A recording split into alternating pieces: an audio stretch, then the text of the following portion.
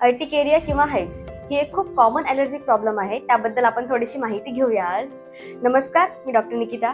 बरेच पेशंट सांगतात त्यांना नॉनव्हेज खाल्ल्यानंतर म्हणजे चिकन, मटन, एग्स किंवा ऑइली फूड खाल्ल्यानंतर त्यांना स्किनवरती खाज यायला लागते.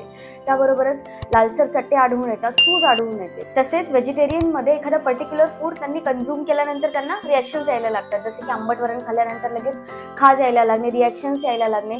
त्यालाच आपण हाइव्स किंवा अर्टिकेरिया असं म्हणू शकतो. आता हाइव्स किंवा अर्टिकेरिया म्हणजे काय?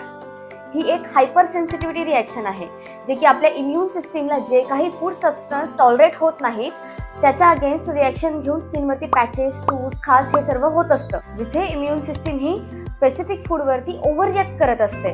होमिओपॅथीमध्ये या ॲलर्जिक टेंडन्सीला रूट लेवलवरती आपण ट्रीट करत असतो, जेणेकरून की आपली इम्युन सिस्टीम जी असते ती बॅलन्स होत असते आणि त्याबरोबरच आपल्याला जे रिकरन्स असतो हाइव्सचा तो कमी होत असतो.